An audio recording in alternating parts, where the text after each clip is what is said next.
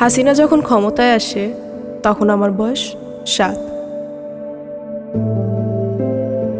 তোমরাও হয়তো কেউ 8 অথবা কেউ 9। আমাদের ওই সময়ের ছবিগুলোর দিকে তাকালে বিস্মিত হতে হয়। এই ছবিগুলো দেখলে কি বোঝা যায় এরাই একদিন পৃথিবীর নিকৃষ্টতম ফ্যাসিস্টদের একজনকে বিদায় করবে? অবিশ্বাস্য, বাট উই ডিড ইট।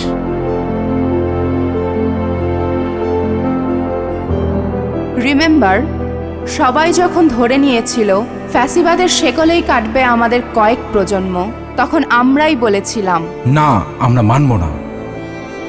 যখন অনেকে মেনেই নিয়েছিল গোলামিই আমাদের নিয়তি, তখন আমরা বলেছিলাম আজাদি, আজাদি।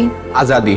যখন নির্ঝঞ্ঝাট জীবন চাওয়া স্বজনেরা বলেছিল লেটস অ্যাকসেপ্ট, বি প্র্যাগম্যাটিক। তখন আমরাই বলেছিলাম উই রিভল্ট। যখন অনেকেই বলল উপায় কি, তখন আমরা উপায় হয়ে দাঁড়িয়ে গেলাম পর্বত সম।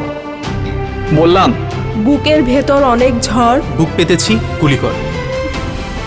আমরাই ছিলাম বিপ্লব, আমরাই অভ্যুত্থান। এবার বিপ্লবের দ্বিতীয় ধাপ আমাদের সামনে। একদিনে 2 ভোট। সংসদ নির্বাচনে ভোট দিয়ে আমরা ঠিক করব কেমন সরকার চাই।